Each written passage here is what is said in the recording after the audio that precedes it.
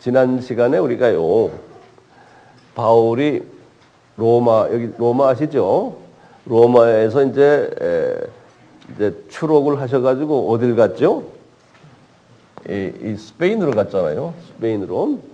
스페인 가가지고 그 다음에는 어디로 갔어요? 스페인 가서 요 그레데 섬에 갔어요. 요 그레데 섬에.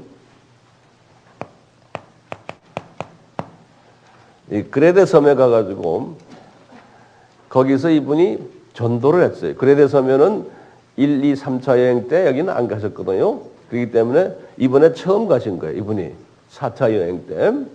그레데 섬에 가서 이제 전도를 하시고는 많은 사람들이 복음을 받아서 이제 모여들었어요. 이제 교회가 거기서 이제 하나가 생겨난 거예요. 그레데 섬에서. 그래가지고 이제 바울이 이제 사역자를 둬야겠다 생각한 거예요. 본인이 떠나기 전에. 그러다 보니까 생각나니 같이 따라가던 디도가 있나요? 디도가 그레데 섬 출신이거든요. 그래서 디도를 여기다가 이제 놓고 이게 이제 쭉 한 63년 정도 됐어요. 디도를 떨어뜨려 놓고 디도가 그레데 교회에 이제 담임 목사님이 되신 거예요. 그리고는 이제 이분이 여기서 어딜 갔냐면 밀레도라고 아시죠? 밀레도로 간 거예요. 밀레도 간 다음에 그다음에 거기서 어디로 갔어요? 골로새로 갔죠. 골로새 갔다가 이분이 어디를 갔어요? 에베소로 간 거예요. 에베소로. 여기 밀레도, 골로새, 에베소로 간 거예요. 에베소에 가가지고 보니까 바울이 에베소는 좀 특별한 곳 아닙니까? 이분이 여기 가서 두라노서원부터 시작해가지고 정성을 많이 들인 도시 아니에요? 두라노서원이 언제부터 언제였던가요? 53년부터 55년까지. 그렇죠? 지금 이분이 여기에 도착한 게 63년에 도착한 거예요, 지금. 그러니까 10년 전 이야기예요. 가서 보니까 이제 이분이 정도 들었고 또 이분이 로마에 계셨을 때 에베소서까지도 써서 보낸 교회 아니에요. 그렇죠? 그러니까 이 에베소 요 도시는 그분이 두라노서원에 있을 때 2년 또 그 타파만 3년 계셨거든요. 그 다음에 에베소서까지 써가지고 보냈어요. 그게 한 61년으로 생각하시면 돼요. 그러다가 지금 63년에 다시 여기 지금 온 거예요. 와서 이제 우리 에베소에서 알다시피 에베소에서 결론적으로 너희들이 왜 이렇게 문제 많고 왜 이러냐 하면서 뭘 하라고 그랬어요? 하나님의 전신갑주를 입어라. 이게 이제 결론적인 말씀으로 던진 거거든요. 에베소서가요. 그래서 이분이 2년 후에 지금 63년에 다시 들렸어요. 들려서 그 교회의 지도자들 만나고 교인들 만나면서 전신갑주를 입었는지 안 입었는지 한번 체크를 해본 거예요. 체크를 해보니까 별로 입질 않은 거예요. 이 하나님의 전신갑주는 뭐예요? 진리의 띠. 그렇죠? 그의 의의 흉배, 이 진리의 띠나 그 다음에 이 헬멧, 구원의 헬멧이나 이런 것들은 다 우리 삼위 하나님의 정체성이거든요. 다시 말하면 이 수직계명이에요. 수직계명. 그렇죠? 이 수직계명, 소위 말하면 삼위일체와 기독론과 예수님에 관한 이 공부를 철저하게 해야 되는데 별로 안 한 거예요. 그리고 수평계명이라는 것은 의의 흉배, 인격, 성화 이쪽도 별로 안 한 거예요. 가서 보니까. 그 다음에 이제 발로 뛰는 신발이라고 그러죠. 신발은 뭐예요? 이제 전도하는 거예요. 전도. 화평에 이제 나가서 전도하는 일이에요. 이것도 별로 하지 않는 거예요. 전도 선교도 별로 하지 않은 거예요.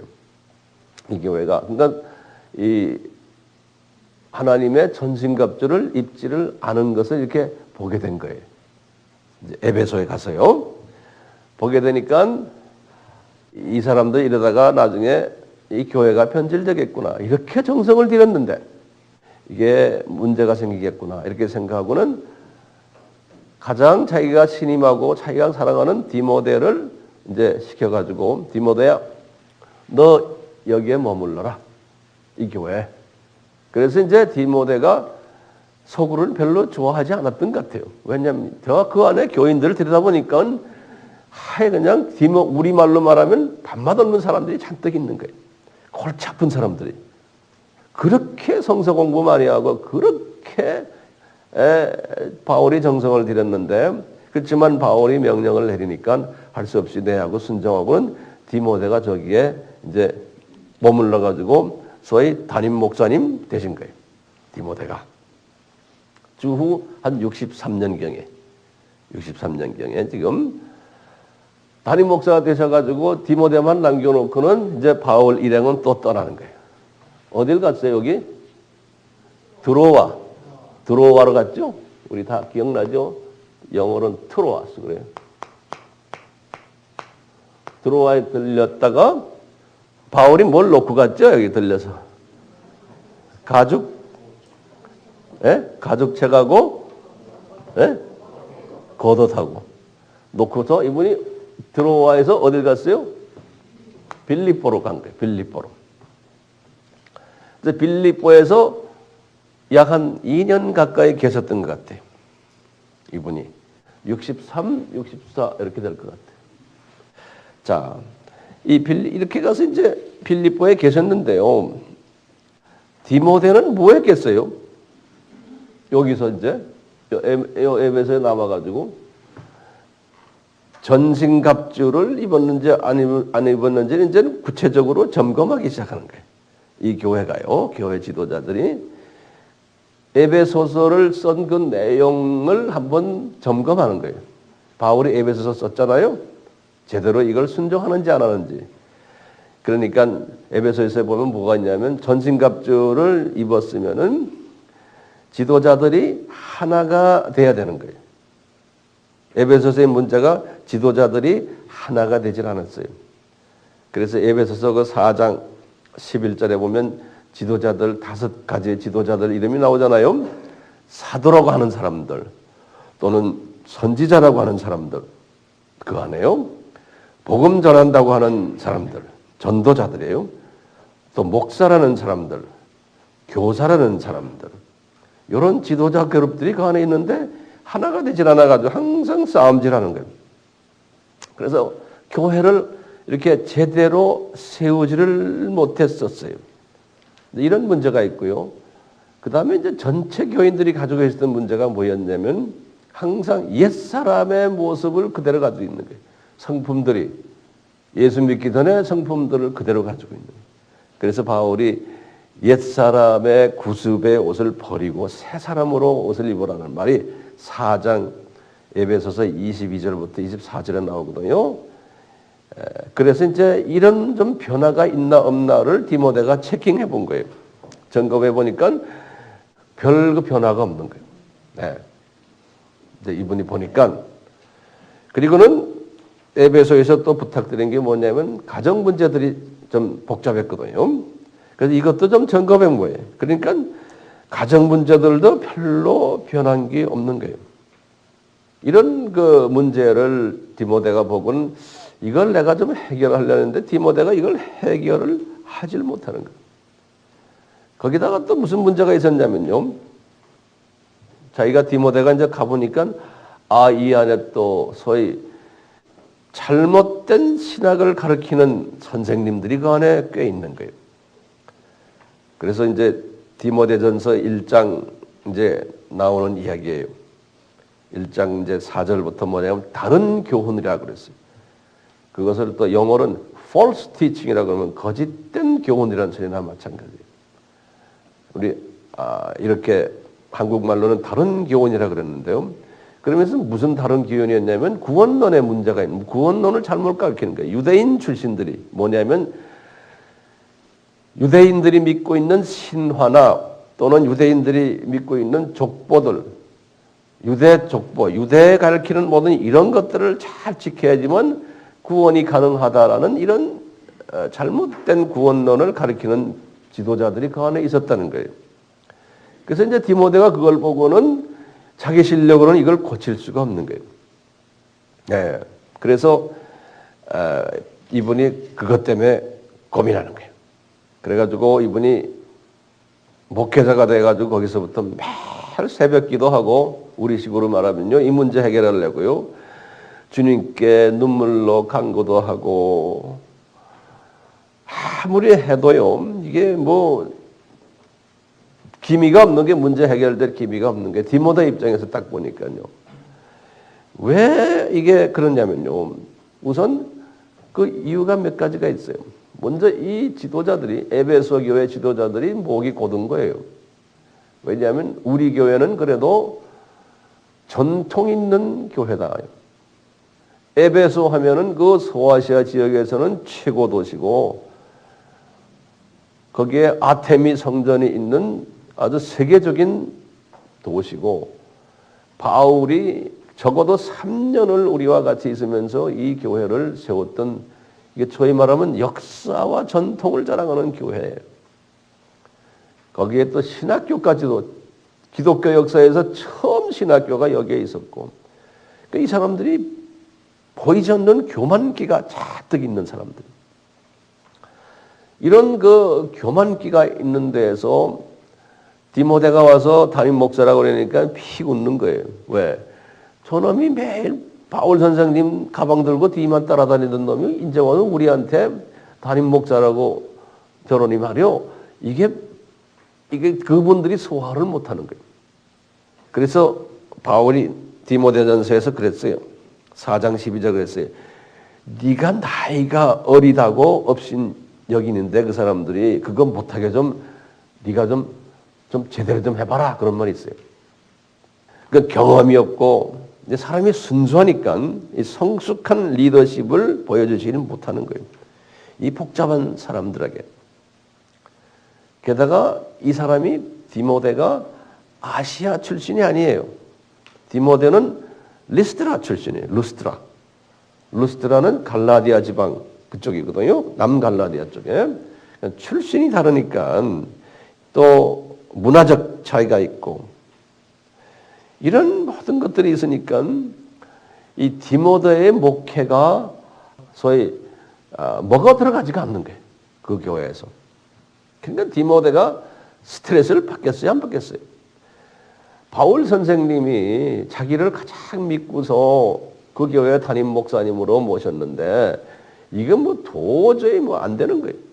그렇다고 해서 바울 선생님에게 이 문제를 이야기하기도 그렇고, 혼자서 고민하니까 이분이 무슨 병이 들겠어요?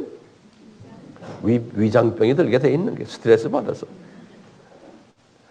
자, 이러다가 이분이 도저히 안 되겠으니까요, 이제는 내 실력은 이건 도저히 안 된다. 내가 나를 파송한 우리 바울 선생님께 내가 이 문제 보고 드려야 되겠다, 이렇게 생각한 거예요. 그래서 이제 보고를 서면으로 아마 해가지고 인편으로 저 빌립보로 보낸 거예요. 지금 이분이 어디 계세요? 요 에베소에 계세요. 여기 좀 바울이 여기 계세요. 인편으로 목회 보고서를 보낸 거예요. 바울에게요. 그래서 이제 보고서 내용을 제가 이렇게 디모데전서 내용을 쭉 보면서 그 문제를 내가 한번 나름대로 거꾸로 역산을 해봤어요. 이제 선생님, 우리 지금 교회가 문제가 많습니다. 제 실력으로는 감당할 수가 없습니다. 어떻게 해야 될지 저를 좀 도와주십시오. 이제 이게 이제 편지의 서두에 제가 지금 당면하고 있는 문제들을 좀 보고를 드리겠습니다 하는 거예요. 첫째 문제 보고는 뭐냐면, 도대체 신학적인 문제가 있습니다. 좀 힘이 있는 이 안에 지도자들이 그 구약적인 구원론을 가지고 와서 막 퍼뜨리는데 제가 도저히 이것을 어떻게 감당 못하겠습니다.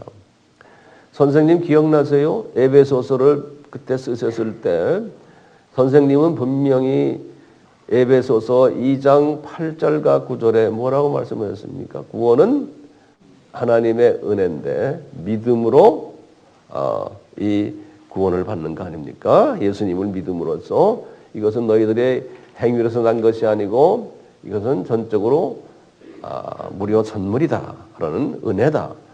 이렇게 해서 저도 배웠는데요. 이 사람들은 지금 선생님이 가르친 거는 딴전해 놓고 실력 있는 저희 말하는 선생급이라는 이런 사람들이 이 구원론을 지금 잘못 가르치고 있습니다. 근데 이건 제가 이걸 감당을 못 하겠습니다는 거예요.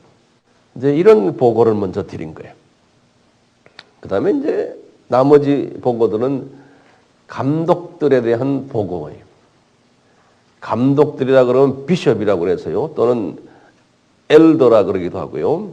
근데 그 교회는 지금 감독 수준에 있는 그룹이 5그룹이 있었거든요. 아까 봤잖아요. 에베소서 4장 11절에 사도니, 선지자니, 전도자니, 목사니, 교사니 이게 다 이제 달라요. 우리는 목사하면은 다 이거 한다고 생각하지만 성서에는 목사는 그 패스토라고 그래서요. 목양하는 일만 하는 게 목사예요. 근데 이제 우리 개념은 그렇게 목사가 팔방미인처럼 생각하는데 성서에는 그렇지가 않아요. 자, 이런 그룹의 지도자들이 그분들의 그 모습을 제가 보고 드리겠습니다. 그러는 거예요. 첫째는 뭐냐면 이분들 중에 많은 분들이 사람들에게서 존경을 받지 못하고 손가락질 받는 사람들이 꽤 있습니다. 이걸 보고라는 거예요. 또 두 번째는 어떤 분은 부인이 몇 사람 있습니다. 그러는 거예요. 또 세 번째로 다는 아니지만 이 중에 절제하지 못하고 근신하지 못하는 인격자들이 있습니다. 이 안에. 또 네 번째로는요. 소위 나그네들을 냉대한다는 거예요. 다시 말하면 타 지방에서 온 사람들 또는 뭐 세교인이나 자기처럼 이렇게 타 족속들 이런 사람들을 냉대하고 대접하지 않는다는 거예요. 굉장히 마음이 이렇게 좁아 있는 사람들이에요. 그 다음에 5번째는요. 이분들 이렇게 보니까요. 가르치는 은사도 없다는 거예요. 6번째로 또 어떤 문제가 있냐면 이분들이 술을 즐기는 사람들이 있다는 거예요. 술을 즐기는 사람들. 7번째로 또 이 중에 보면 구타하는 자들도 있다는 거예요. 사실 폭력을 휘두르는 사람도 교회 지도자들 사이에서. 8번째로는 관용도 없고 다투기를 좋아한다는 거예요. 9번째로는 돈을 굉장히 사랑한다는 거예요. 특히 돈 좀 있는 사람들이. 그래서 헌금도 짜투리 돈 내고 11조도 안 내고 그런데 가만히 보니까 자기 가족을 위해서는 아주 그냥 돈을 막 쓰더라는 거예요. 이 소위 지도자라는 사람들이. 그게 이제 또 10번째는 뭐냐. 그 집안을 보니까 가족들, 자기 집을 다스리는 일에 부족하다는 거예요. 집안에 문제가 많다는 거예요. 이 지도자들이. 11번째는 뭐냐면 이 동네 안에서도 교회 안 나오는 사람들 앞에서도 이 지도자들이 손가락질 받는 걸 내가 몇 번 봤습니다. 이게 지금 이 에베소 교회의 지도자들의 모습입니다. 이렇게 보고를 하는 거예요. 두 번째 또 보고는요. 남자 집사들, 안수 집사죠. 그 당시에는 서리 집사라는 게 없으니까 성경에는요. 안수 집사님들의 모습이 또 심각합니다. 첫 번째로 이분들이 행동이 단정하지가 않습니다. 그 다음에 두 번째로 이 사람들 거짓말 잘하고 일구이연합니다. 그리고 세 번째로 술에 인박해 있는 사람이 있습니다. 네 번째로 더러운 일을 탐하는 사람들이 있습니다. 5번째로 양심이 깨끗이 않은 사람들이 있습니다. 6번째로 믿음의 비밀을 모르는 사람들이 있습니다. 또 이제 여자 집사님들이 우리 같으면 이제 권사님들이에요. 권사님들의 문제점도 이게 만만치 않습니다. 단정하지가 않습니다. 첫째.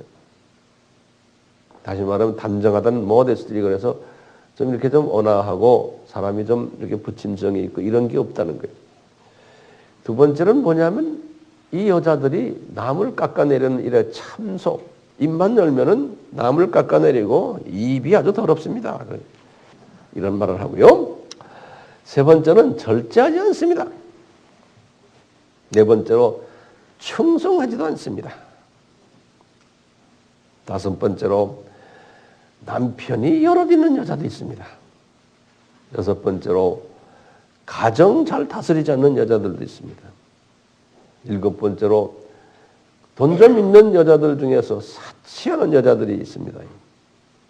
그리고 여덟 번째로 좀 대가 센 여자들이 있는데요. 여권 신장을 외치며 남자들 발바닥에 놓고 막 가르치고 남자들을 쥐고 흔드는 여자들이 있습니다. 이 순진한 디모데가 보니까 그냥 학을 띠는 거예요. 이 교회에. 예? 이 에베소 교회가 이렇게 변질돼 버린 거예요. 그러면서 디모데가 그런 게 이런 문제들 때문에 바울 선생님 저를 좀 도와주세요. 그러는 거예요. 저 솔직한 심정으로 이 교회 떠나고 싶습니다. 저 이거 다 포기하고요. 제가 빌립보로 가겠습니다. 제가 가도 됩니까? 그러면서도 속으로 선생님이 저를 분명히 허락하지 않을 터인데 제가 여기에 떠나라 할 때까지 있을 테니까 저 좀 도와주세요. 그런 거예요. 이건 바울 선생님도 보통 고집이 아닌 게요. 그랬으면 빨리 와라. 그러실 텐데 이분이 보통 분이 아니세요. 너 거기 계속 있어라. 언제까지 있게 했어요? 이 문제되는 교회에 디모데가 이걸 해결하려면 힘든 성품인 사람인데 67년에 디모데 후서 썼죠. 그렇죠? 그럴 때 뭐라고 그랬어요? 디모데야, 너 이제 그 교회 목회 자리 놓고 나한테 오너라 그랬어요. 그때 나한테 오라는 데가 어디예요? 로마 감옥에 계셨을 때. 그러니까 이게 63년 정도 썼는데 4년, 5년, 6년, 7년, 그 4년을 혹독하게 목회 훈련을 시킨 거예요. 이 에베소 교회에서. 이건 어느 정도 됐으니까 나 너 보고 싶다. 너 오너라. 내가 대신 두기고를 거기다 보내겠다. 네 후임자로. 그래서 이렇게 해결책을 강구하는 내용을 보냈거든요. 그러니까 바울이 뭐라고 반응했겠어요? 너 지금 거기 그만두고 오면 후임자 없다. 그러니까 너 그냥 해라. 그렇죠? 그래서 거기 이제 3장 14절에 보면 이런 말이 있어요. 바울이 네가 그렇게 지금 그러니 내가 확 달려가서 너 좀 도와주고 싶지만 나 지금 너한테 내가 지금 시간의 여유나 마음의 여유가 없다. 그러니까 네가 알아서 다 해라. 내가 훈련시키는 거죠. 이분은. 그리고는 뭐냐면 대신 내가 편지 써줄게. 네 문제 해결을 위해서. 그럼 너한테 편지 쓰지만 실은 그 교인들에게 쓰는 거나 마찬가지예요. 그렇죠? 교회 지도자들에게. 그래서 이 편지를 써줄게 한 거죠. 그 편지가 디모데 전서인 거예요. 그러면 이제 답이 나왔어요. 어디서 썼어요? 빌립보에 썼죠. 뭐 금방 답이 나오네요. 수신자가 누구예요? 디모데죠. 그렇지만 깔려 있는 수신자는 거기에 이제 문제 있는 지도자들이 또 여자 권사님들. 그러면 집필 시기는 언제일까요? 이제 64년으로 이제 보면 되겠어요. 집필 목적은 디모데에게 목회 가이드라인을 제시해 주는 거라고 보시면 돼요. 그래서 이제 디모데 전후서, 디도서를 목회 서신이라 이렇게 부르죠. 디도서도 마찬가지예요. 디도가 지금 그레데 섬에서 목회를 하고 있는데 똑같은 문제점을 또 이분이 좀 경험한 거예요. 그래서 이제 바울이 편지로 대신해 주는 거예요. 디도서를. 자, 그러면 디모데 전서의 구조를 한번 봅시다. 그 편지 구조를. 제가 이렇게 보니까 한 7가지로 대별이 돼요. 구조의 첫 번째는 우리 알다시피 인사예요. 1장 1절에서 2절이에요. 두 번째는 뭐냐면요. 1장 3절에서 11절인데요. 디모데를 에베소에 머물게 한 이유를 설명하는 거예요. 이제 1장 3절에서 11절이에요. 세 번째는 뭐냐면요. 이제 이분에게 디모데에게 디모데야 나도 내 삶에서 선한 싸움을 싸웠다 지금까지. 그렇기 때문에 나처럼 바울처럼 너도 선한 싸움을 싸워라. 이게 이제 명령이에요. 그래가지고는 이 부분이 많아요. 1장 12절에서부터 3장 13절까지 내용이에요. good fight 그랬어요. good fight. 그러니까 악한 싸움이 아니고 선한 싸움을 해라. 그 다음에 네 번째는 4장 1절에서 5절인데요. 이만 내용은 뭐냐면 디모데가 예언하는 거예요. 장차 거짓 선생이 이 교회에 출현할 거다라는 예언을 해줘요. 장차 이 교회에 거짓 선생이 출현할 거다. 그러니까 그거에 대비해서 가르쳐 주라는 거예요. 4장 1절에서 5절에. 그 다음에 다섯 번째는요. 디모데야, 너도 영성 향상을 위해서 노력하라는 거예요. 그래서 디모데의 영성 향상을 위한 권고의 말씀을 줘요. 너도 지금 배우는 입장이라는 거예요. 그래서 4장 6절에서 16절에 그 내용이 나와요. 근 20여 년을 바울을 지금 따라다니는 사람인데 그래도 계속 이제 영성 향상을 위해서 공부하라는 거예요. 여섯 번째요. 이제 이분에게 그래 이제 에베소 교인 관리 지침을 하다래요. 5장 1절에서부터 6장 10절까지. 그리고 이제 마지막으로 이제 7번째는 디모데에게 주는 마지막 교훈의 말씀을 해요. 6장 11절에서 21절이. 이렇게 해서 7가지로 대별이 돼요. 우리가 지금 디모데전서 이 6장까지 있는 이 긴 장을 1시간 내에 제가 압축해서 설명을 하기 때문에 이것만 가지고 우리가 뭐 한 달, 두 달을 공부할 수 있는데 여기 때문에 조금 벅찰지도 모르요. 그렇지만 딱 정돈이 되면 쉬워요. 자, 그러면요. 제목을 바꾸셔서 도대체 이 디모데는 누군가요? 이거 한번 간단히 한번 볼 필요가 있어요. 그러면 첫째로 고향은 루스드라예요. 사도행전 16장 1절에서 2절에 루스드라라고 해요. 자, 이번에 가족 사항은 어떻게 되는가? 보면 성서에 나오는 걸 보면 이분 아버지는 그리스 사람이에요. 헬라 사람이에요. 사도행전 16장 1절에. 근데 이분의 어머니는 유대인인데 예수 믿는 유대인이에요. 사도행전 16장 1절에. 그런데 외할머니 이름이 또 나와요. 디모데 후서 1장 5절에. 디모데 후서 1장 5절에는 그 외할머니 이름을 로이스라 그랬어요. 모친 유니게도 유대인인데 기독교인인 거예요. 그러니까 바울을 통해서 기독교를 접한 게 아니고 내 생각에는 베드로나 그 예루살렘 교회에서 파송 나간 사람들을 통해서 아마 기독교인이 되지 않았나 이렇게 짐작할 수 있어요. 그러니까 바울이 이분을 만날 때는 이미 디모데 가족을 만났을 때 이미 복음을 받았던 사람들. 예. 그리고는 모친이 유니게예요. 디모데후서 1장 5절이에요. 그런데 왜 조모가 있는데 그 이름이 로이스라 그래요. 로이스. 디모데후서 1장 5절에. 이 외할머니도 믿는 외할머니. 이제 바울이 이 두 여자분 어머니와 외할머니를 굉장히 칭찬했어요. 아주 참 착하시고 믿음이 담독한 분들이라고. 자, 그러면 가정교육은 어떻게 받았나? 이제 학벌은 우리가 모르지만요.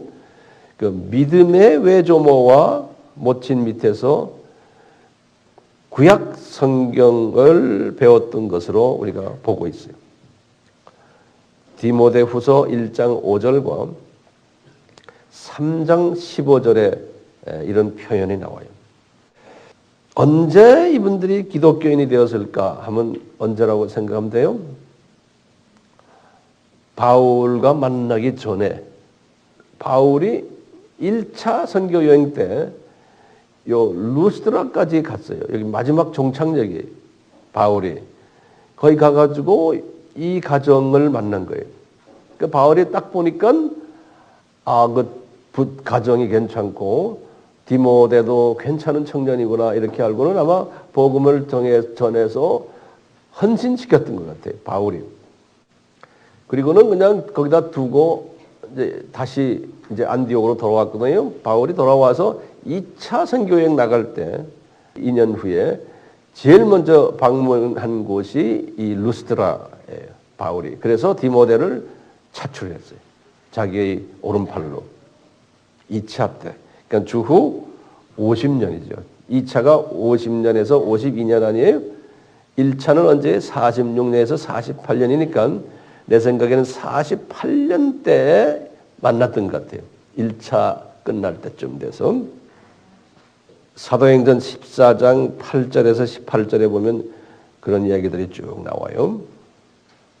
사도행전 16장 1절에서 3절에는 2차 여행을 시작할 때 그 이분 가정에 방문했다는 이야기예요. 사도행전 16장 1절에서 3절이에요. 그래서 이제 바울이 자기의 그 스텝으로 만들어가지고 그 다음에 그 길로 할례를 시켰어요.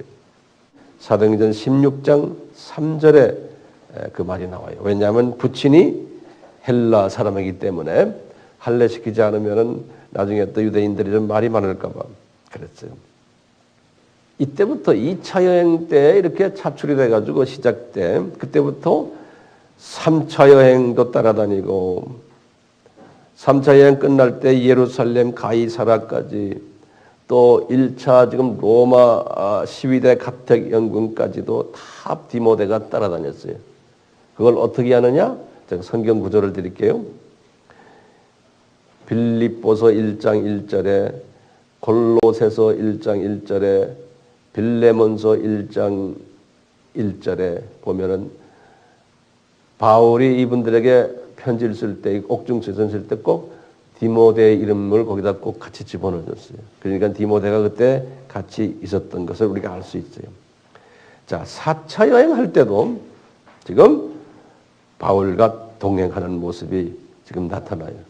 그러니까 스페인 갈 때도 같이 갔고 그레데 갈 때도 같이 갔고 지금 이 지도에 나오는 것들이에요. 밀레도 갔을 때도 같이 골로새도 같이 갔고 에베소까지 같이 갔다가 거기다가 떨어뜨려 놓은 거예요.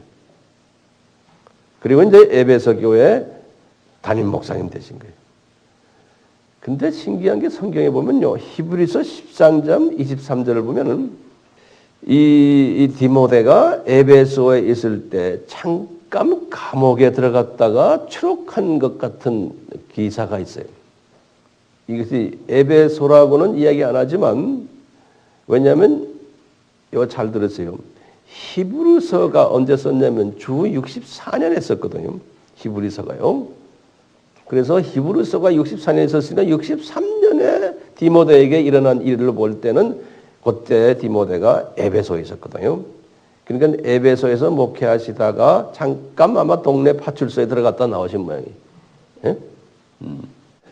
자, 히브리서의 저자에 대해 잠깐 말씀드릴게요. 히브리서의 저자가 누구냐 할 때 제일 먼저 바울로 보는 분이 대세예요. 바울이다.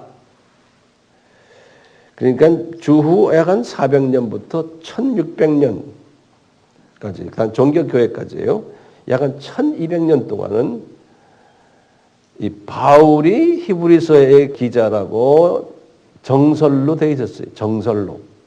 근데 이제 그 히브리서에 나오는 그 표현들이 바울이 평소에 안 쓰던 표현들이 거기 좀 있어요. 그러니까 그것 때문에 이제 초기 교부 중에 한 사람이 터툴리안이라고도 발음하고요. 터툴리안이라는 사람이 있는데 이 사람이 그 단어들 몇 개가 바울이 안 쓰는 단어 때문에 뭐라고 그랬냐면 바나바가 쓴 거 아닌가 이렇게 이제 추측을 하고는 그렇게도 가르쳤어요. 그런데 바울이다라고 하는 게 이제 정설로 이제 됐는데 그 후에 또 문제가 생겨요. 종교 개혁 후에. 종교 개혁 후에 그 마르틴 루터라는 사람 알죠? 이 사람이 신학적인 측면에서 보면 가끔 좀 엉뚱한 이야기하는 부분이 있어요. 이분이 뭐라고 그러냐면 히브리서는 아폴로가 썼다 그런 거예요. 우리 아폴로 알죠? 네? 그러니까 이게 혼돈스럽게 된 거예요.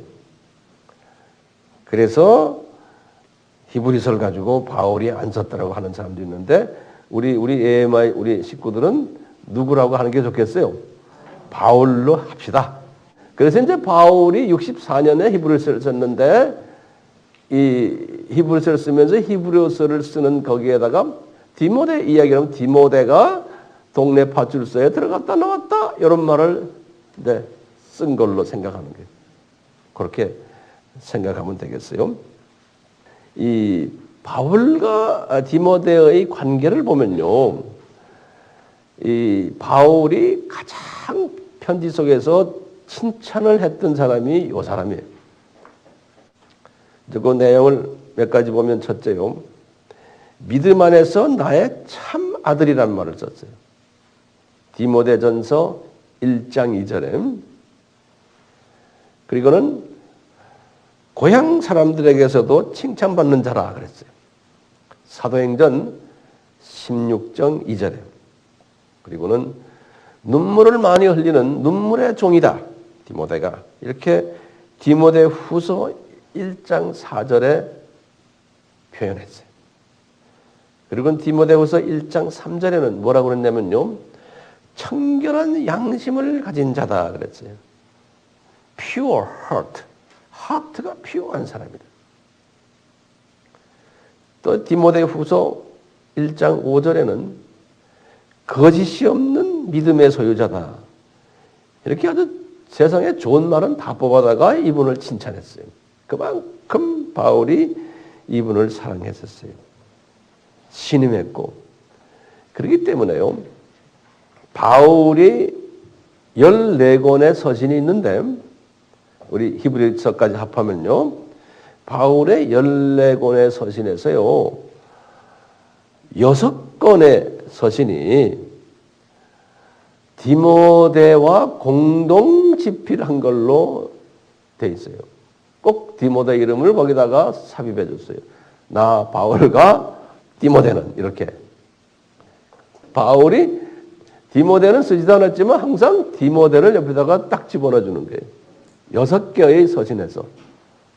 고린도 후서에 그래요. 빌립보서에도 그래요. 골로새서도 그렇고. 데살로니가 전서, 데살로니가 후서, 빌레몬서 이렇게요.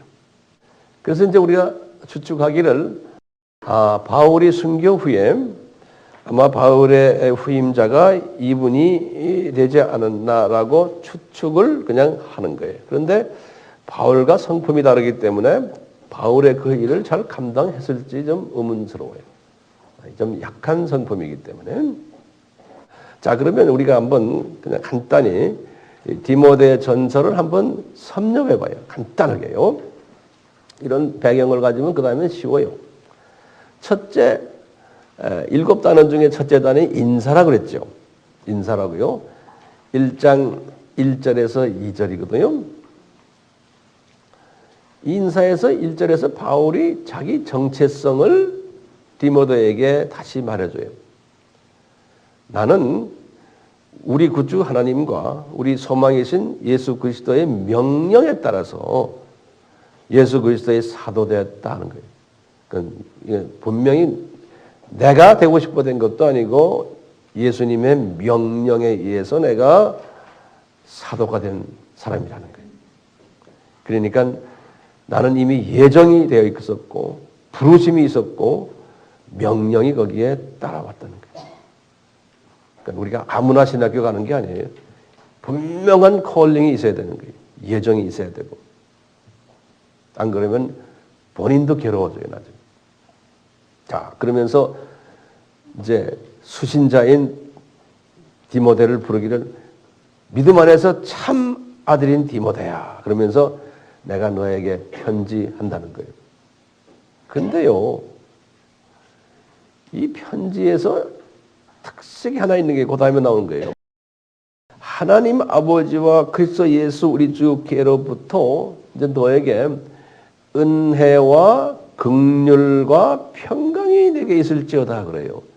근데 사도 바울은요, 편지마다 이 말을 쓰는데 긍휼은 포함되지 않아요. 항상 사도 바울의 편지는 시작과 끝이 은혜와 평강이 있기를 원한다 그래요.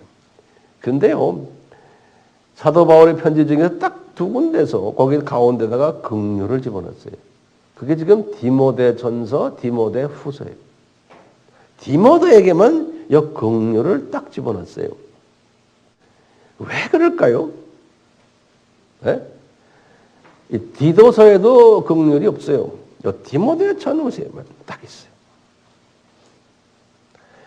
이 긍휼이라는 건 지금 왜 그러냐면 디모데가요, 이 교회 문제 있는 교인들을 지금 생각하니까요, 에베소 교회 감독들, 안수 집사님들, 여자 권사님들 보니까 아이고 그냥 별로 쳐다보기도 싫은 거예요. 예. 그러니까요, 이분이 바울이 그걸 쫙 읽은 거예요. 성령님께서 읽으니까 너 그분들에게 긍휼을 베풀어라는 거예요. 이 긍휼이라는 건 뭡니까? 불쌍히 여겨라는 거예요. 이미 바울은 그걸 소화를 했는데 디모데가 그걸 소화를 못한 거예요. 그 사람들을. 어떻게 우리가 소화해야 돼요? 아, 저 사람들은 천신갑주 입으라 그러고 좀 성품도 좀 변하라 그러고 좀 참 말씀 속에 들어가서 모든 삶이 좀 변하면 좋을 텐데 그러면서 뭘 보여줘야 돼요? 저 사람들 은혜가 없구나. 저 사람들 영적으로 어린아이들이구나. 타이틀은 다 높은 타이틀 가지고 있지만 그걸 불쌍히 여겨라는 거예요. 긍휼을 보여주라는 거예요. 자기가 하고 싶어도 그게 되는 게 아니라는 게 이 주님이 주신 은혜가 따라와야 된다는 거예요. 내가 노력해서 되는 게 아니라는 거예요. 그렇기 때문에 이 긍휼이는 은혜와 붙어 있는 거예요. 그래서 grace and mercy and peace입니다. 그래서요, 주님의 은혜가 있어서 그 사람들이 변해야 되는데 그 변하지를 못하는 거 너 불쌍히 여겨라는 거예요. 그분들. 이게 이제 높은 차원의 사람이에요. 네? 긍휼히 여겨라. 그러면 우리 마태복음 5장 7절에 뭐라고 했어요? 긍휼히 여기는 자는 복이 있나니 내가 긍휼히 여김을 받게 된다는 거예요. 그러니까 디모데야, 너 자꾸 꼬투리 잡아서 그 사람들 미워하지 말고 답답하게 생각하지 말고 긍휼을 베풀어 주라는 거예요. 저 사람들 몰라서 그래. 은혜가 없어서 그래. 불쌍히 여겨주라는 거예요. 그러면 디모데야, 주님이 너도 이런 문제가 좀 있잖아. 너도 긍휼을 받게 된다는 거예요. 그러니까 이 긍휼을 주고 자기가 체험한 사람은 그 다음에는 따라오는 게 뭐예요? 평강인 거예요. 그 주님을 섬기는 사람은 평강이 있어야 됩니다. 환경은 어렵지만 그 환경에 지배를 안 받는 거예요. 평강이 다 있는 거예요. 그래서 디모데에게 자기 사랑하는 참 아들에게 부탁하는 게 뭐예요? 은혜와 긍휼과 평강이 내게 있을지어다. 지금 디모데가 이 평강이 없는 거예요. 그렇게 바울을 열심히 따라다니고 선교 일도 많이 하고 뭐 가르치는 것도 많이 했는데 문제 인물들을 딱 보고는 그것 때문에 평강을 가지지 못하는 거예요. 이게 우리 누구나 다 있는 거 아니에요? 정도의 차이가 있죠. 그러니까 디모데도 그렇게 사역을 많이 했는데도 아직도 이런 걸 보고 평강이 없는 거예요. 그러니까 이분도 내가 볼 때는 아직도 믿음이 그렇게 센 믿음은 아닌 것 같아요. 그러니까 더 공부하라는 거예요. 자, 두 번째 단원이 에베소에 너를 머물게 한 이유가 뭔지 아느냐? 1장 3절에서 11절에 쭉 말씀하시는데요. 거기에 초점이 뭐냐면 이 교회 안에 우리가 지금 들려보니까 같이 거짓 교훈을 가르치는 소위 구원론을 잘못 가르치는 사람들이 있기 때문에 다른 문제들도 있지만 이거를 네가 좀 해결하라는 의미에서 내가 너를 여기에 머물게 하겠다. 그리고는 소위 전승갑주의 입지하는 사람들도 많이 눈에 띈다. 너 이분들 목회 좀 해봐라. 그러니까 에베소 교회 교인들을 도와주는 측면도 있지만 디모데를 목회 훈련시키기 위한 그 뒤에 깔려 있는 목적도 분명히 있음이 보여요. 유대인들이 신화, 족보, 율법 이런 걸 가지고 그거 지켜야지만 구원이 있다라고 가르친 거예요. 세 번째 항목이에요. 이제 1장 12절에서부터 3장 13절까지 좀 긴 내용들이, 긴 내용들이 뭐냐면 디모데야 나처럼 바울처럼 선한 싸움을 싸워라. 이게 이제 제목이에요. 그러면서 바울이 먼저 자신을 회고를 해요. 1장 12절에서 17절에 보면요. 디모데야 너 나 알지? 나 과거에는 복음의 회방자였다. 핍박을 했던 핍박자고 내가 포행자고 죄인 중에 괴수다. 그런데 예수님이 오래 참으심으로 나에게 은혜와 긍휼을 베풀어 주어서 내가 영생을 받게 되고 이제 이 영생을 전하는 선한 싸움을 하는 복음 전파자가 되었다. 너 나 알잖아? 이런 말을 해요. 그러면서 이제 1장 18절에서 20절에 그래요. 디모데야 너도 내가 너한테 예전에 예언했잖아. 너 이런 사람 될 것을 그 예언대로 너도 이제 이런 사람이 되어라. 그래서 선한 싸움을 하는 사람이 되어라. 그렇기 때문에 에베소 교회 사람들을 이렇게 보고는 두려워하거나 미워하는 마음이나 그런 거 없이 그분들에게 사랑의 마음으로 전승갑주를 입혀줘라. 이게 이제 선한 싸움인 거예요.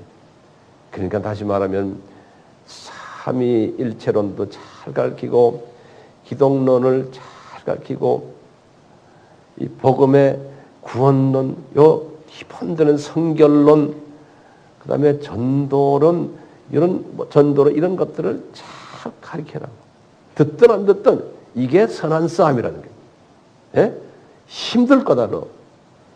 기름 안 쳐진 바구를 돌리는 것처럼 힘들 거다. 그렇지만 해라.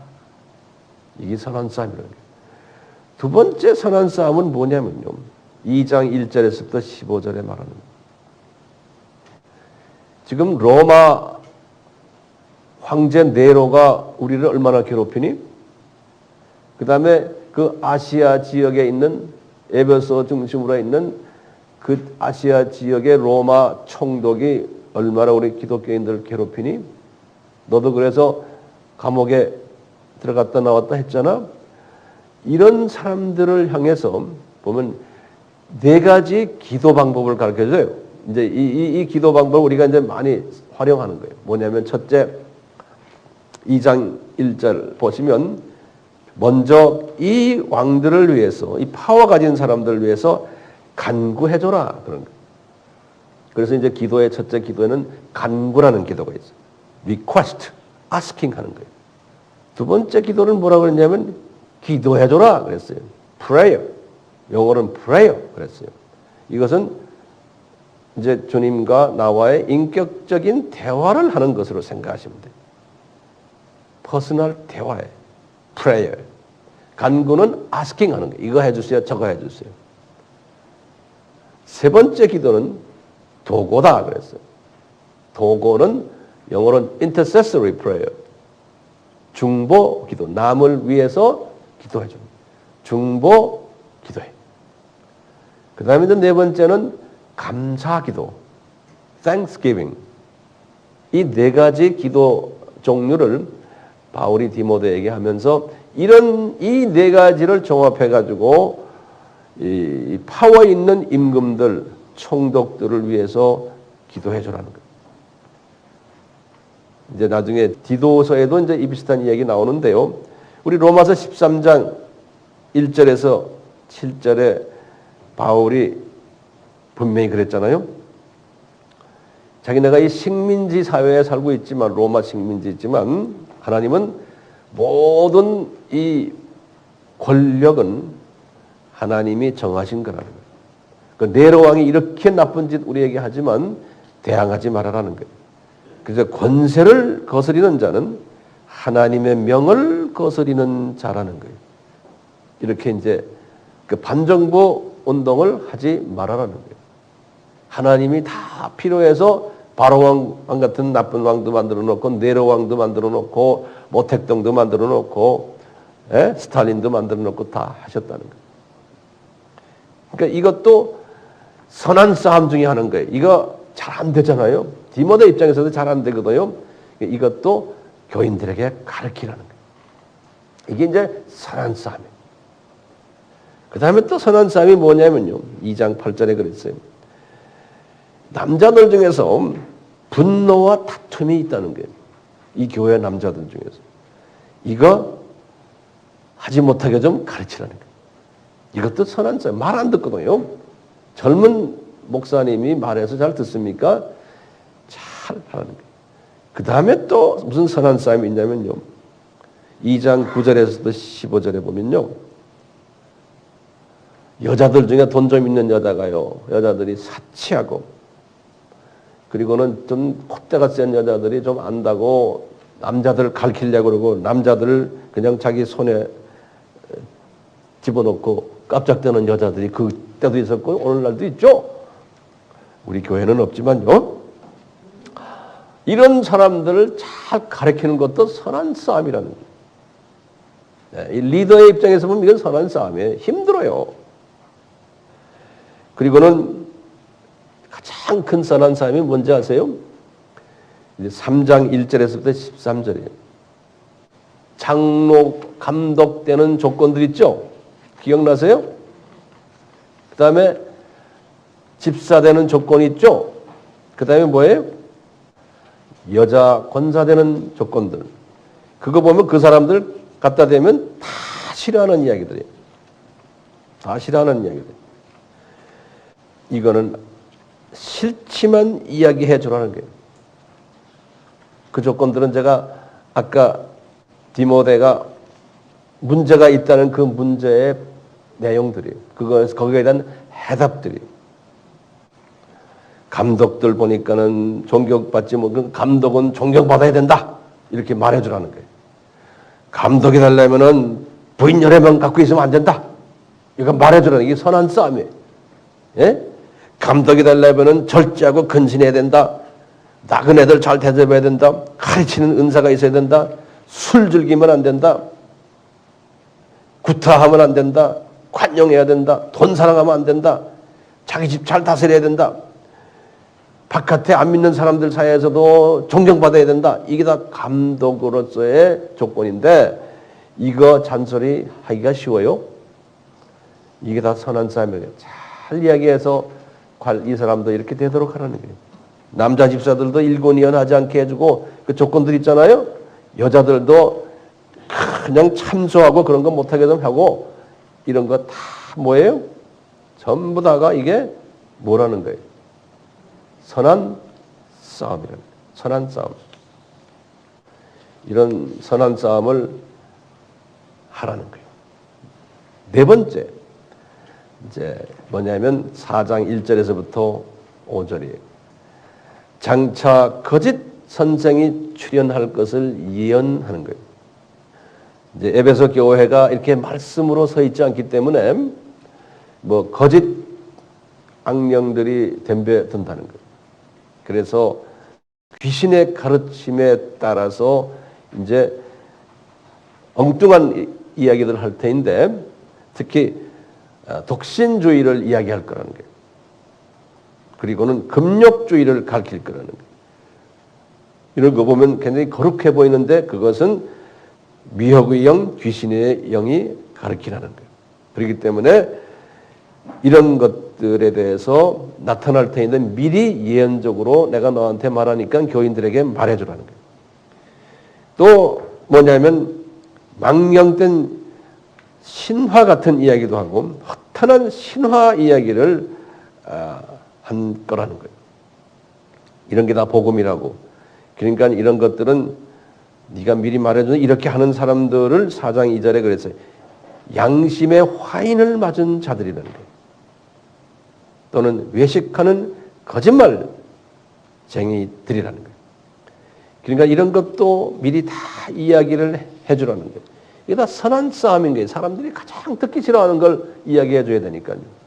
이런 것을 해주라는 거예요. 그리고 다섯 번째로 디모데의 영성 향상을 위한 권고의 말씀을 해요. 4장 6절에서 16절의 말씀이에요. 디모데에게 그러는 거예요. 디모데야, 너 목회자지만 항상 말씀에 또 좋은 교훈을 받아가지고 그걸로 해서 양육을 받으라는 거예요. 그러니까 말씀 공부를 열심히 하는 거예요. 이것은 뭐예요? 하나님의 전신갑주예요. 여기에 집착하라는 거예요. 그거 하면은 너에게 긍휼이 생긴다는 거예요. 그러면서 이분이 그랬어요. 육체의 연단은 약간의 유익이 있으나 경건의 연단은 금생과 내생에 유익하다고 그랬어요. 그러니까 이게 경건의 연단 연습을 하라는 거예요. 그리고는 말과 행실과 사랑과 믿음과 정절에 있어 믿는 자에게 본이 되라. 그러면서 이분이 그래. 내가 언젠가는 너한테 갈 테니까 실제로 내 생각에는 안 가신 것 같은데 그렇게 갈 거라고 말해놓으니까 이게 이분도 좀 겁이 나죠. 선생님이 와서 체크할까 봐. 바울이 이렇게 말했어요. 내가 올 때까지 너한테 너 할 일이 있다. 열심히 말씀을 읽는 거와 그 다음에 그 읽고서 배운 것을 이웃 교인들에게 권하는 것과 가르치는 것에 전념하라 그랬어요. 그러니까 우리 목사는 스스로가 말씀으로 차 있어야 되고 그것을 열심히 권면하고 그리고 가르치라는 거예요. 이걸 배워라 하고 권면한 다음에 그 다음에 가르치라는 거예요. 그러니까 우리 목사는 영적 리더는 가르치는 것을 잘해야 돼요. 이게 가장 중요한 그 은사 중에 하나예요. 자, 그러면서 이제 여섯 번째로 뭐냐면 교인 관리를 어떻게 하라는 지침을 하다래요. 이분에게 5장 1절에서부터 6장 10절까지 여기 보면 참 자세하게 바울이 말해줘요. 제가 그냥 그분 바울이 말한 거를 그냥 간단하게 섭렵만 해드릴게요. 그런 거예요. 디모데야, 늙은이를 보면은 아버지 대하듯 하라는 거예요. 그리고는 젊은이들에게는 형제 대하듯 하라는 거예요. 또는 늙은 여자들을 보면 누구 대하듯 해요? 어머니 대하듯 하라는 거예요. 젊은 여자를 보면 어떻게 해요? 자매 대하듯 하라는 거예요. 그리고는 참 과부라고 그랬어요. 그러니까 가짜 과부도 있는 모양이에요. 왜 그러냐면 나이가 좀 참 과부라는 것은 60세 이상을 이야기하는 거예요. 그 다음에 한 남편의 아내인 거예요. 근데 남편이 많았던 여자는 과부석에 안 들어가는 거예요. 그래서 한 남자를 모시고 있었던 여자면서 60세 이상. 그 과부를 참 과부인데 real widow라고 했어요. 그 과부를 존대하라는 거예요. 그리고는 이 가족들이 이분에게 효도하도록 가르치라는 거예요. 그건 목회자가 쉽지가 않죠. 그러니까 이 젊은 디모데가 이걸 다 하려니 얼마나 스트레스를 받았겠어요. 그 복잡한 사람들에게. 그 다음에 이분이 그랬어요. 디모데야, 니네 지금 너희 그 교회에 잘 가르치는 장로들이 있다. 티칭을 잘하는 지도자 장로급들이 있다. 그 사람들 배나 존경하라는 거예요. 여기 이 성서에서 이 배나 존경하라는 말을 이때 딱 써요. 뭐라고 또 썼냐면 그 다음 말이 더 중요해요. 말씀과 가르침에 수고하는 이들에게는 더욱 그렇다는 거예요. 그 다음에 뭐라고 그랬냐면요. 장로에 대한 고발은 그 안에서 서로가 장로, 저장로하고 막 고발하는 일이 있었던 모양이에요. 서로가 안에서요. 그러니까 꼭 두세 증인이 없으면은 너는 그 고발 받지 말아라는 거예요. 증인이 꼭 있어야 된다는 거예요. 그리고 교회 안에서 범죄한 자들은 꾸짖되 편견 없이 공평하게 다루라는 거예요. 그럼 바울이 이런 리더십이 강해요. 아주 민주적인 부분이 있어요. 이 말 하시면서 거기다 토를 단 게 뭐냐면 너 스트레스 많이 받아서 지금 위가 안 좋지? 물만 마시지 말고 내 위장관 자주 나는 병을 위해서 포도주를 조금씩 쓰라는 거예요. 5장 23절에. 그러니까 한 잔 말아야 두 잔. 조금 오르는 사람은 빨리 끝내셔야 돼요. 이거 갖고 오르면 안 돼요. 근데 요새 의사들은 윗병 있는 사람은 이런 거 먹으면 안 좋다 그러던데. 근데 바울은 왜 이렇게 윗병 있는 사람에게 이런 걸 먹어라? 네. 자, 그 다음에 뭐냐면요. 교인들이 말씀과 경건 훈련하지 않으면 교만해진다는 거예요. 다시 말하면 이 말씀에 의거해서 우리의 그 생각을 주관해야지. 안 그러면 교만이라는 거는 자기 세상 지식이나 경험을 가지고서 고집 부린다는 거예요. 그래가지고 교회 안에서 뭐가 있냐면은 6장 3절에서 5절에 써 있어요. 변론하고 언쟁하고 투기하고 분쟁하고 비방을 하는 사람들이 된다는 거예요. 그렇기 때문에 교회가 말씀에 서 있지 않으면서요. 똑똑한 사람들이 많아가지고 지 상식을 이야기하고 뭐 지식으로 이야기하고 이런 사람이 있으면 그 교회는 이미 복잡한 교회가 되고 나중에 사탄의 이제 손에 들어가게 됩니다. 교회가 문제가 생기고 나중에 갈라지게 되고 싸움 나고 많은 사람들이 그것 때문에 실족하게 되고 그래요. 그렇기 때문에 이 하나님의 전신갑주에 있는 게 굉장히 중요한 거예요. 자, 그 다음에 이제 바울이 강조한 게요. 그 교회 안에 돈 있는 부자들이 좀 있었던 모양이에요.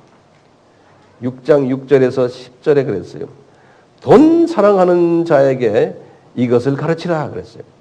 그러면서 이 유명한 말들을 우리가 많이 들은 말들을 바울이 이때 이야기하는 게 뭐라고 그러냐면 우리가 세상에 아무것도 가지고 온 것이 없으며 또한 아무것도 가지고 가지 못한다.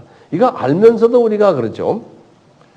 빈손으로 왔다, 빈손으로 간다는 말이 평소에 예수 안 믿는 사람들 쓰는 말인데 여기 디모데 전서에 보면 그게 나와요. 바울이 그랬어요. 그 다음에 뭐라고 그랬냐면 우리가 먹을 것과 입을 것이 있은즉 족한 줄로 알자는 거예요. 그러면서 부하려 하는 자들은 시험과 올무와 여러 가지 어리석고 해로운 욕심에 떨어지나니 곧 파멸과 멸망에 빠지게 된다는 거예요. 그러면서 그 유명한 말 했어요. 돈을 사랑함이 일만악의 뿌리다. 그런 거예요. 예? 여기다 여기서 나온 말이에요. 그러니까 디모데에게 가르치는 거예요. 너희 교회에 돈 좀 있는 사람들, 사업가들 있지? 고향번들 돈 안 쓰잖아? 그러면서 고향번들 돈 좀 쓰게 해라. 디모데가 할 수 있어요? 힘들어요. 디모데 실력 가지고는 안 돼요. 바울도 잘 못해요. 예. 그러면서 이런 말 했어요. 부자들은 정함 없는 재물에 소망 두지 말고 하나님께 소망을 두라. 이런 말을 했어요. 바울이 이런 삶을 사니까 이런 말씀 할 수 있죠. 그리고 이제 마지막으로 디모데에게 주는 마지막 교훈이 있어요. 6장 11절에서 21절에 이제 개인적인 아주 특별한 교훈을 마지막에 말씀하세요. 디모데야, 너는 에베소 교인들처럼 되지 말고 의와 경건과 6장 11절을 제가 읽습니다. 지금 믿음과 사랑과 인내와 온유를 쫓으며 12절에 믿음의 선한 싸움을 싸우라. 14절에 예수님이 나타나실 때까지 점도 없고 책망받을 것 없이 이 명령을 지키라. 그러면서 이 6장 17절에서 19절에요. 바울이 디모데에게 또다시 부자들에게 또다시 명하는 이야기가 나와요. 그러니까 이 부자들이 꽤 미우신 모양이에요. 이 교회 부자들이 전혀 헌금도 안 내고 선교 헌금도 안 내고 바울을 도와주질 않았던 모양이에요. 그렇게 정성 들였는데, 그러니까 바울이 부자들에게서 갖고 있는 아킬레스건이 있었던 모양이에요. 그것도 뭐라 그래요? 6장 17절에서 19절에 마음을 높이지 않게 하고, 이 사람들이 교만하다는 거예요. 돈이 좀 있으니까. 정함이 없는 재물에 소망을 두지 말게 하며 모든 것을 후히 주사 누르게 하시는 하나님께 소망을 두게 하며, 그렇게 가르치라는 거예요. 그리고 이 부자들이 선한 일을 좀 하게 하고 선한 사업도 좀 하게 하고 나눠주기를 좋아하게 하고 불쌍한 사람을 동정하는 그런 마음을 가지게 하라는 거예요. 이런 부자들은 어떤 혜택이 있냐면 장래에 자기를 위하여 좋은 터를 이제 쌓게 되는데, 이분들은 천국에 가면은 참된 생명을 취하는 그런 복을 받게 된다는 거예요. 그래서 바울이 그랬어요. 디모데야, 내가 부탁한 것 꼭 지키라. 그런 거예요. 그러면서 너에게 은혜가 너희와 함께 있을지어다. 그리고 이 편지를 끝냈어요. 디모데전서 끝냈어요. 자, 그런데 여기에 관계돼가지고 몇 가지 제가 부연의 말씀을 좀 드리려고요. 결론적인 말씀인데요. 디모데가 에베소 교회를 몇 년 사역했어요. 그러고 보니까 4년이죠. 63년에서 67년까지 이제 사역을 했는데, 우리가 조금 이렇게 멀리서 보면 이 교회를 디모데가 이렇게 열심히 수고를 했는데 좋은 열매가 맺어지질 않았어요. 이 감독이나 집사나 여집사들이요, 이 하나님의 전진갑주를 입기를 싫어했어요. 이 교회가. 그러니까 이 사람들은 이런 복음의 본질을 배우기는 싫어하고 비본질을 좋아했어요. 대부분의 이런 교회들이 많죠. 예컨대 뭐 기복신앙이든지 또는 번영신앙이든지, 이렇게 하면 이 세상에서 돈 벌고 이 세상에서 행복해지고 성공하고 자녀들 잘 되고 뭐 이런 모든 번영신학들이에요. 예수 이름으로 이렇게 하면 됩니다. 헌금도 이렇게 내면 막 또 복을 줍니다. 뭐 전부 이 세상에서 잘 되는 이야기만을 사람들은 듣기를 좋아하거든요. 그러다가 언젠가 우리가 이 세상을 떠나는데 그런 식으로 그런 복음을 전하는 걸 요새 번영적 prosperity gospel이라고 그래요. 이것이 굉장히 전 세계적으로 지금 많이 퍼져 있고, 그런 교회들은 구름대같이 사람들이 모여요. 긍정신학, 긍정적인 사고방식 가지면 다 잘 됩니다. 병 낫습니다. 많잖아요. 이런 건 다 복음에서의 본질이 아니고 비본질들이에요. 근데 에베소 교회 사람들은 이런 비본질을 좋아했던 것 같아요. 그러다 보니까 이제 앞이 보이는 거예요. 이런 식으로 가다 보면 그 교회는 언젠가는 변질되게 돼 있거든요. 왜? 본질에 충실치 않으면. 그래서 그 교회가 변질된 모습을 우리가 주후 95년에 우리 지난번 봤죠? 주후 95년 아시아의 7교회 우리 요한계시록 2장, 3장이죠?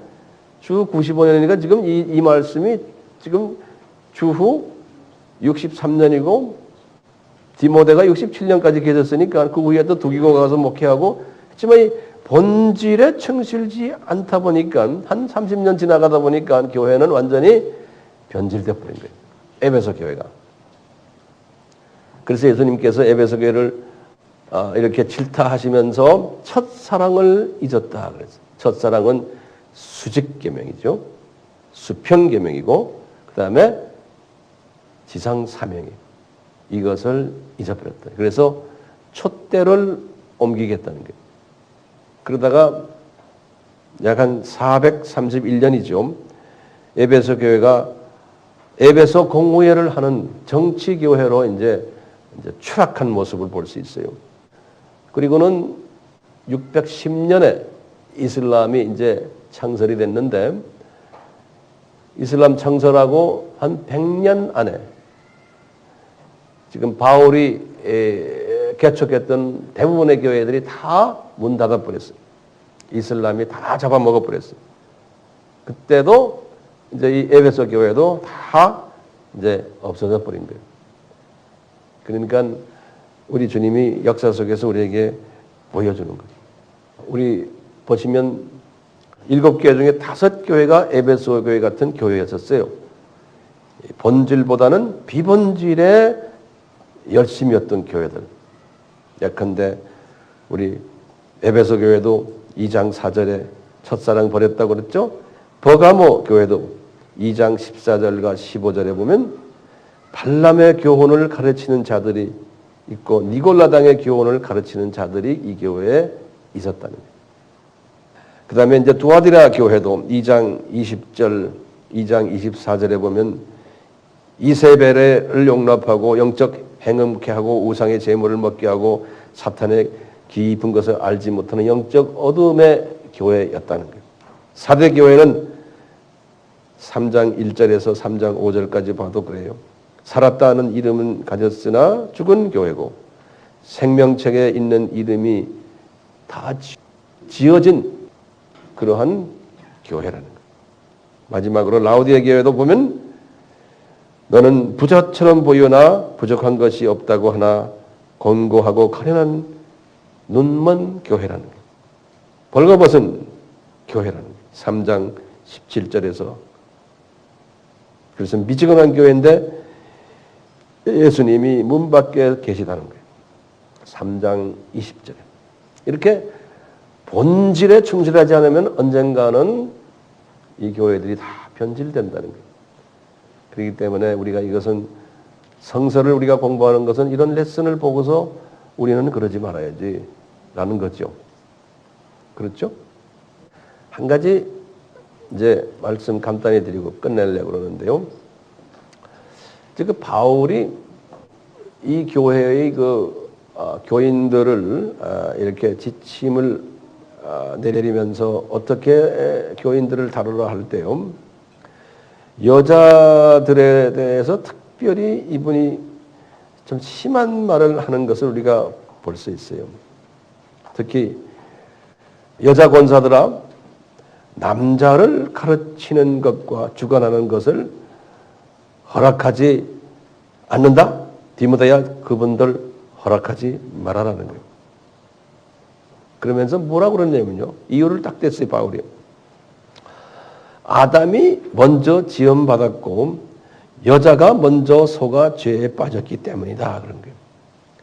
그러니까 아담의 와이프 때문에 여자들을 남자보다 좀 소위 차별을 해야 된다는 이런 식으로 바울이 글을 썼어요.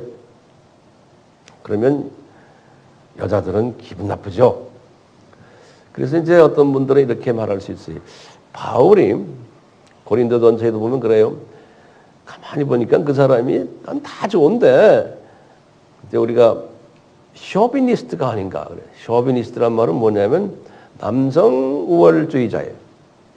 여자분을 이렇게 밑으로 깔아놓고 제2의 인간으로 보는 그런 사람이 아닌가라고 바울을 비판할 수도 있어요. 또 그런 사람들도 있어요. 자유주의자들이. 근데 이 내용을 보면요. 바울은 그런 사람이 아니었어요. 자, 지금 여기 보시면 아담과 하와 이야기를 하잖아요. 사탄이 왜 아담을 공격하지 않고 하와를 공격했을까요? 그 이유는 뭐냐면요. 예수님께서 아담에게 말씀하신 게 2장 8절서부터 쭉 나오는 말씀이 17절, 18절까지 뭐라고 그랬냐면 이 생명나무의 과실이나 또 다른 나무의 과실들은 다 먹어도 좋다. 그런데 선악을 알게 하는 나무의 과실은 먹으면 죽으리라. 이 말을 누구한테 했어요? 이 말씀은 아담에게 한 거예요. 그렇죠? 아담에게 하고는 그리고 그 말씀 다시 나온 다음에 남자가 혼자 살면 안 되니까 갈비뼈를 뽑아서 여자를 만든 이야기가 나와요. 그러니까 하와가요. 이제 이 세상에 나왔지만 이 말씀을 직접 하와는 들은 분이 아니에요. 그렇죠? 하와는 남편을 통해서 한 번 지나가는 말로 들었을 수도 있어요. 들었어요, 분명히. 그러니까 이제 사탄이 공격을 누구한테 했어요? 여자한테 한 거예요. 왜? 그러니까 이런 말로 돌려서 말하니까 거기에 속혀가지고 그냥 여자가 그냥 그대로 갔거든요. 이 말은 뭐냐면요. 왜 이 바울이 이런 말 하냐면은 봐라. 아담은 말씀으로 차 있는 사람이지만 요 하와는 말씀으로 차 있는 사람이 아니라는 거예요. 여자가 그 당시에는 교육 수준이 낮았기 때문에 1세기 때는요. 그 후에도 그렇지만요. 여자가 말씀 공부를 잘 할 기회가 없었던 거예요. 그러니까 여자가 교회 안에서 지도자가 될 수 있는 확률이 낮은 거예요. 왜냐? 교육 수준이 낮고 말씀 공부를 하지 않고 대신 남자가 교육 수준이 있고 남자가 말씀 공부를 하니까 그런 차원에서 바울이 실력 없는 여자들 괜히 까짝대고 큰소리치고 선생 노릇하지 말아라는 의미예요. 보세요. 바울은요. 우리 잘 알죠? 우리가 헤이스라 그러죠. 원 그럴 때 갈라디아서 3장 28절에 뭐라고 그랬어요? 유대인이나 이방인이나 남자나 여자나 자유자나 노예나 예수님 안에서 다 하나다 그런 거예요. 그러니까 바울은 쇼비니스트가 아니에요. 남자 여자를 이퀄로 보는 분이에요. 그런데 남자 여자든 무엇을 기준으로 해요? 실력이 있느냐 없느냐로 가지고 하나님의 말씀에 실력이 있느냐 없느냐를 가지고 잣대를 대는 거예요. 보세요.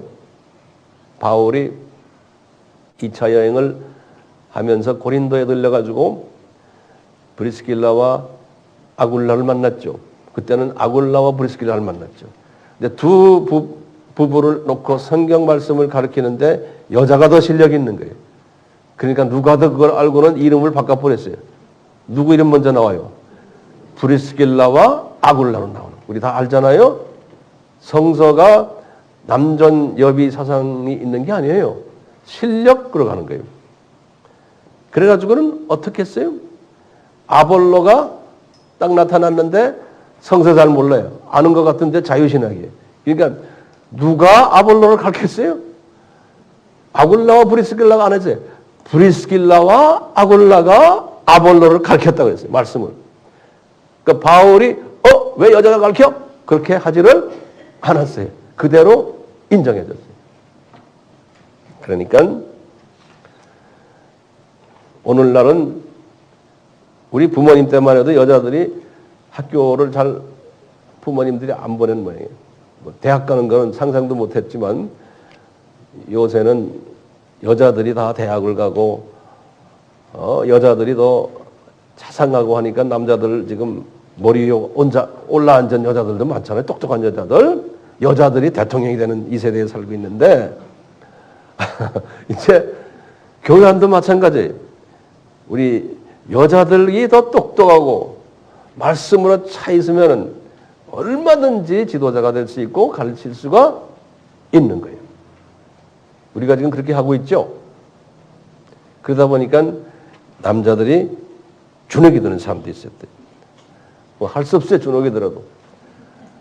주님이 자기의 뜻을 이루시기 위해서 요새는 여자들을 더 열심히 하게 하는 것 같아요. 남자들은 정말 분발해야 되겠어요. 우리 교회는 좀 그렇지 않지만 우리 교회는 남자 여자 보면 거의 실력들이 비슷비슷해요. 막상 막하에. 자, 디모데 전서 마쳤어요. 대강 그림이 그려졌어요? 예, 우리 같이 기도합시다. 예수님, 저희들이 제한된 머리를 가지고 사도 바울을 통해서 디모데에게 하신 말씀을 다 소화하진 못하지만 성령님께서 우리에게 지혜를 주시고 분별력을 주시고 또 주님이 주시는 명철과 지식을 주셔서 이 말씀을 우리가 잘 소화하고 우리의 삶 속에 적용을 하여 주님 앞에 잘했다 칭찬받는 복된 자들이 되기를 소원합니다. 저희들에게 이 은혜를 베풀어 주시기를 바랍니다. 예수님의 이름으로 기도드리옵나이다. 아멘.